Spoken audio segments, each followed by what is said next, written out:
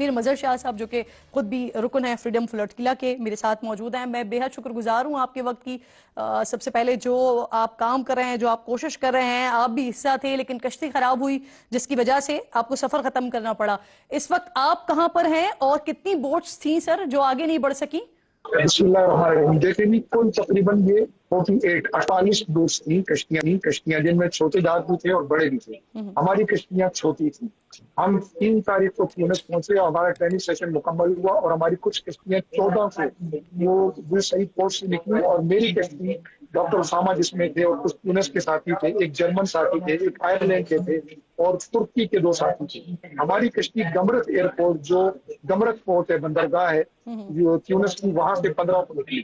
ہم اس وقت نکل کر اٹلی، مالٹا اور سسلی کے جزیرے سے درمیان سے ہم گزر گئے تو طوفان آ رہا تھا، تو ہمیں ایک دن اسٹے کرنا پڑا. اور چھٹے دن یعنی قافلہ چلنے کے چھٹے دن ہماری کشتی کا انجن صبح فجر کے قریب خراب ہو گیا اور پھر ہمارا جی پی ایس سسٹم بھی جواب دے گیا. پھر سولر پلیٹیں ٹوٹنے کی وجہ سے ہمارا نیٹ کنیکشن بھی ختم ہو گیا. لیکن نیٹ کنیکشن ختم ہونے سے پہلے ہم ایمرجنسی رابطہ کر چکے تھے، تو ہماری قافلے کی کشتی 7 گھنٹے بعد ہمارے پاس پہنچی، فلوریڈا نام کی کشتی، اور اس نے ہمارا رابطہ بحال کرایا. اور پھر اٹلی کے سیراکوٹا جزیرے سے ایک کشتی ایمرجنسی بوت ہمیں لینے آئی اور ریسکیو کر کے ہمیں 8 گھنٹے کے بعد تقریباً وہ سیراکوٹا لے گئے. ہم وہاں پر تقریباً 5 کشتیاں کل خراب ہوئی تھی، جن میں سے ایک ہماری تھی جو بیچ سمندر میں رہ گئی. باقی 4 کشتیاں سسلی کے ایک اور کنارے پر وہ ساحل پر لنگر انداز ہو گئی. ان میں سے 2 کشتیاں مرمت ہو سکی، 2 قابل سفر نہ ہو سکی. تو ہم 4 دن کوشش کرتے ہیں کہ سسلی سے ہمیں کوئی قافلے کے ساتھ شامل ہو جائیں. ہمارے قافلے کا اگلا حصہ جس میں ہمارے سابق سینیٹر مشتاق احمد خان صاحب تھے، وہ یونان کے جزیروں کے قریب پہنچ گئے.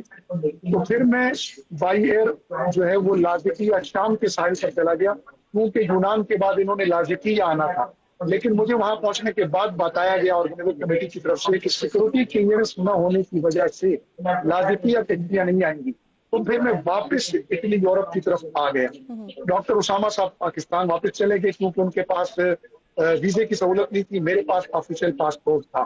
تو اس وقت میں یہاں تھا. تو اس دوران ہمارا قافلے کا پہلا حصہ وہ غزہ کے انٹرنیشنل پانیوں میں داخل ہوا اور پھر وہ آپ کو پتا ہے کہ وہاں تقریباً گرفتاریاں ہو گئی اور 48 میں سے تقریباً 44 کشتیاں غزہ کے ان پانیوں میں داخل ہوئی.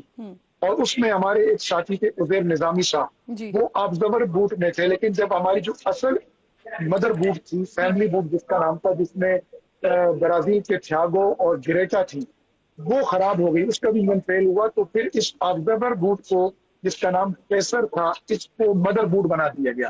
تو نظامی صاحب اس بوٹ میں تھے. اس